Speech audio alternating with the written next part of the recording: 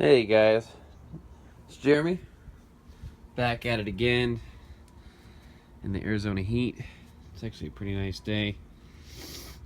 Got Monday off, so I decided to take care of some work on the truck. Anyways, got the '06 Chevy Silverado I'm working on today. The intermediate shaft, the steering column bearing has been making a ton of noise, and it really detracts from the ride quality of the vehicle. But what I mean by that is when you go over a speed bump and your truck feels like it's falling apart, it's pretty demoralizing. You feel like you have a truck that's, bear with me guys, just older than it actually is. So I wanted to show you, now that I have everything unbolted, this bearing right here makes a ton of ruckus anytime I go over a speed bump. There's just a simple bolt right here that goes right in here that bolts to this steering column.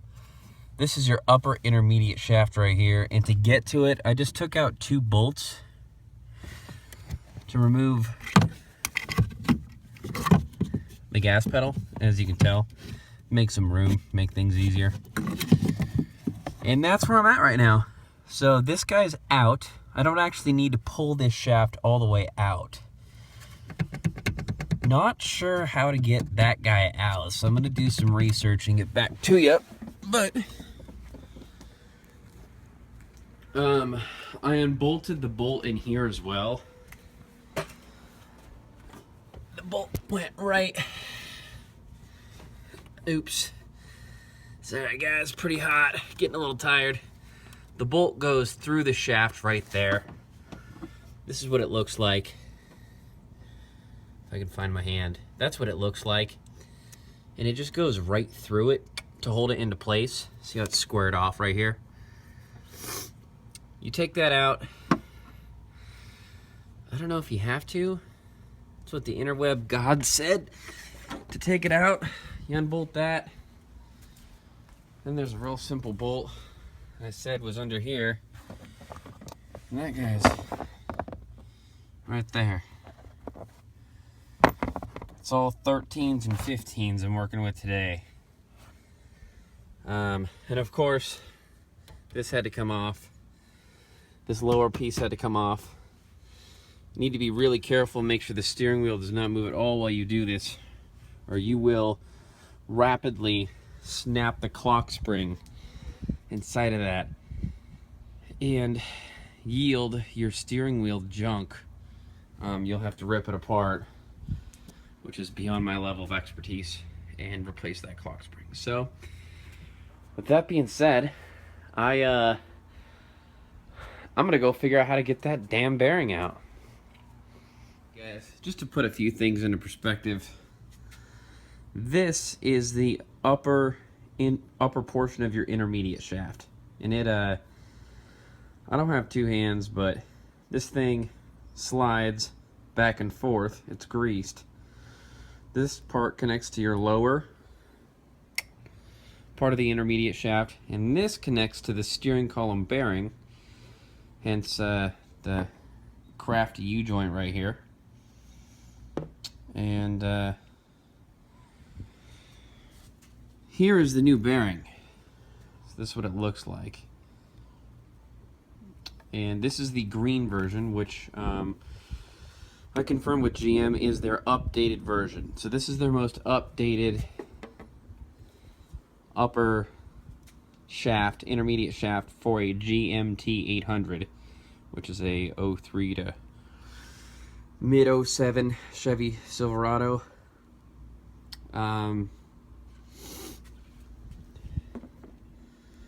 Carefully put that down. This part goes up into the steering wheel. There's little tabs right here, I'm assuming, that are making it extremely difficult for me to get the old one out. But it pops right up in there, and then a shaft comes through there that's in the steering wheel, and then you bolt this side on. So there will be a shaft coming through down from the steering wheel out, so you can bolt this on, and it's literally as easy as popping this out, popping one in, bolting it back, and then no more clunk. As you can see, this one has a bearing inside of it. It's very tight, and yeah, I figured I'd throw that out there so you guys were familiar with how both parts are supposed to look. All right, so the internet gods have spoken, and they've instructed me to take a flat tip screwdriver and drive that flat tip screwdriver right there to pry this bastard out. So I'm gonna give it a shot. I really apologize. There's just really no easy way for me to hold this camera while playing professional contortionist under here. I'm a power lifter. I've got a little bit of extra muscle. Makes it tough to crawl into these tight spaces. And what do you know? Popped right out. So I'm gonna have to work on this guy. Nope. Be careful not to move the steering wheel. And it appears she's out.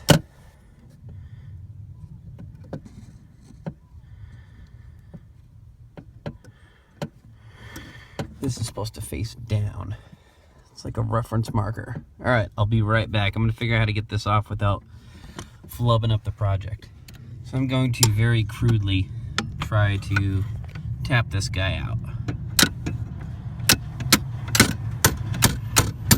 There he goes. So there's a bearing inside of here, so you really don't have to worry too much about the steering wheel moving, because the bearing will spin freely on this shaft. You just really, and this is my biggest fear for this whole project, is breaking that clock spring. You just want to make sure that your steering wheel remains in the same position you unbolted it from that upper intermediate shaft. So now for the good part, guys. Check it out. This was actually much simpler to get out than I thought. Pretty dirty, obviously, because, you know, it's a part with grease. Let's, I'm kind of curious to see how the old one and the new one compare to each other. So there's the new one. There's the old one.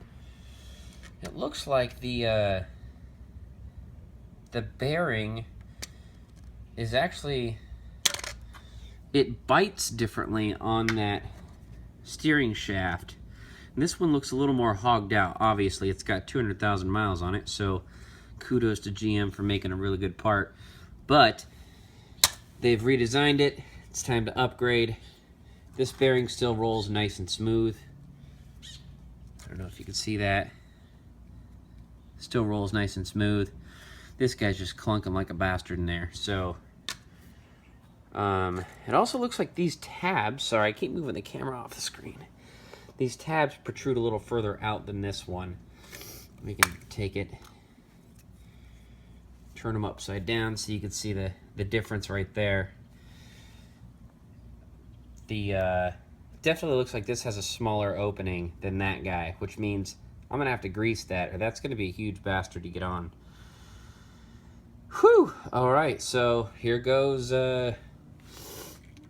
reinstalling this thing. Really a two-handed job, guys. But hey, you know what? Rome wasn't built in a day.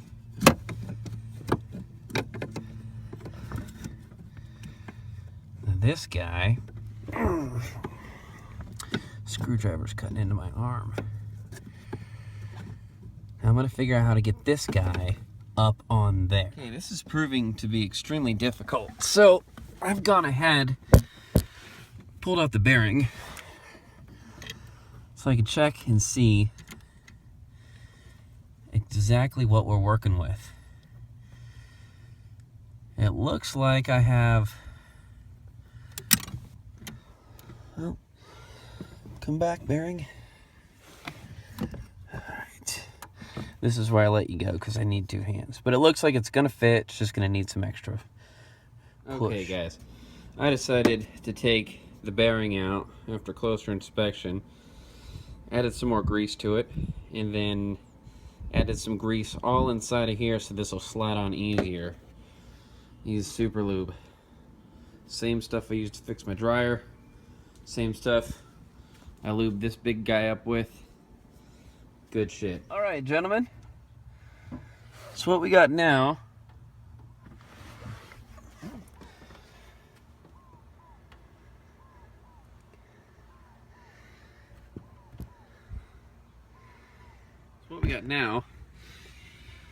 well, what we had was a steering wheel that slightly turned. I'm cool with replacing column bearings and these random little parts. I'm not too comfortable with replacing a clock spring. I don't even really visually know what that is. But so this was much easier to get on than what the internet said. You just wiggle it while applying pressure. As long as there's grease on the bearing inside of there, it just pops right on. So now, it's as easy as what it seems like. Just kind of cramming it right up in there. So that's it, guys. Very little vibration, very little wiggle. So I'm gonna let you go, get this tidied up. This line right here has to meet up with a cutout right here. So this will have to turn. And then continue going up in there. So let me take care of this and I'll be right back. Okay, wow, guys. So for everyone on YouTube who said that this was a bear to get in, they are 100,000% correct. And I'll tell you why. So popping it over that shaft, you know, that attaches to your actual steering wheel is probably the easiest part. The hardest part is getting this whole guy back up into your steering wheel deal. And you see these little edges. I'll set this guy down next to the ringleader here, who's basically saving my ass right now. You see these little ridges? Well, you already know what they're for. You cram it up in there, and this makes it so that thing don't move at all. Well, the new model has a bunch extra, and they're elevated. So to get this thing in, you have to somehow get behind that. You have to get behind this and apply some sort of even pressure to press that guy in. And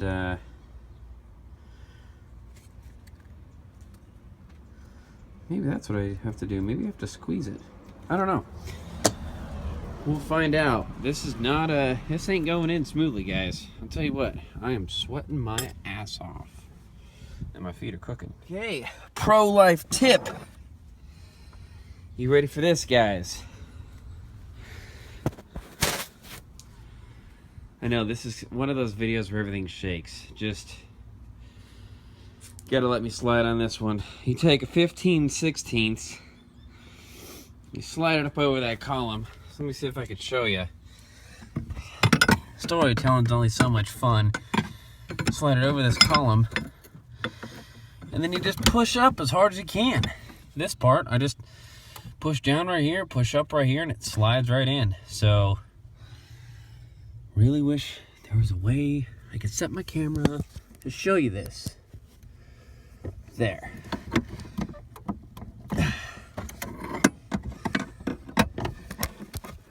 And this is not gonna work, so I'm gonna push this in.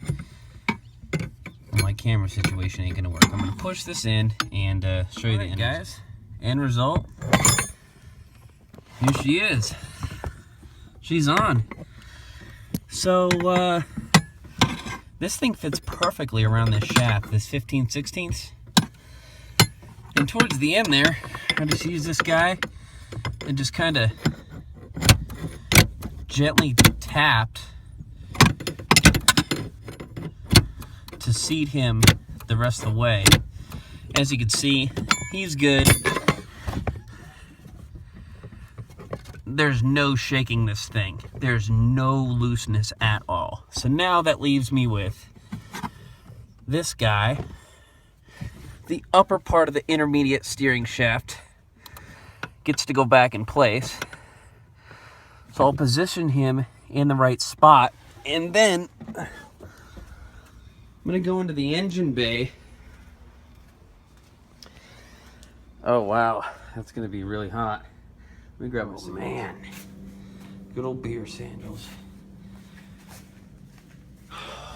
Trusty sandals. Okay, so now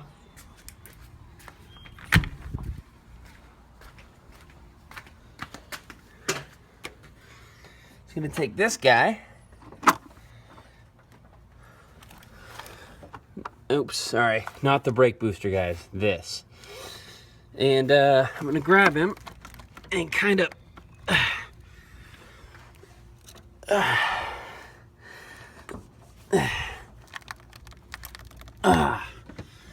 push him up in there a little bit, and you'll know that you're on point with everything when this bolt goes all the way through. So let's go see if Jeremy can manage to not fall off the deal there. Let's see if this bolt, this guy, goes through on this side. It appears that, sorry, you guys can't see anything. He needs pushed up more. So that steering shaft essentially needs to extend. So I'm gonna grab him, wiggle the steering wheel. Yeah, guys, I know it's terrible. I keep dropping the phone. This is a train wreck. There's just no easy way for me to do this. Basically, this guy, I'm gonna wiggle the steering wheel just a little bit while I pull to slide him in and then slide that bolt through. All right, guys, 15/16 to the rescue again. So I just took him, wedged him right there, slide him in. Now we grab said bolt. Boom. Put the nut on. This side's done. Tighten him down. Drive over every city street bump you can find and verify that stinking clunk is gone. All right, guys. Don't worry, I'm paying basically zero attention to this video and 100% attention to the road. Basically, here's the deal. The noise, when I would go over a speed bump that came from down under there, the noise is gone completely. And the, yeah, it actually, it makes the truck much nicer to drive because now there's no rattles in the interior at all, except for maybe like some stuff I have sitting around or some change. It's freaking fantastic. Words cannot express how happy I am that noise, that rattle is not there anymore. I'm gonna send the upper intermediate steering column shaft back because I didn't need it. All I needed was a bearing. And yeah, guys, that was another computer going, powerlifting, Jeremy pretend mechanic video. So if you liked it, well, click the like button because it makes me feel better about the work I do. Anyways, that's it, guys. I'm gonna go continue enjoying this 107-degree weather. Hope y'all have a nice day.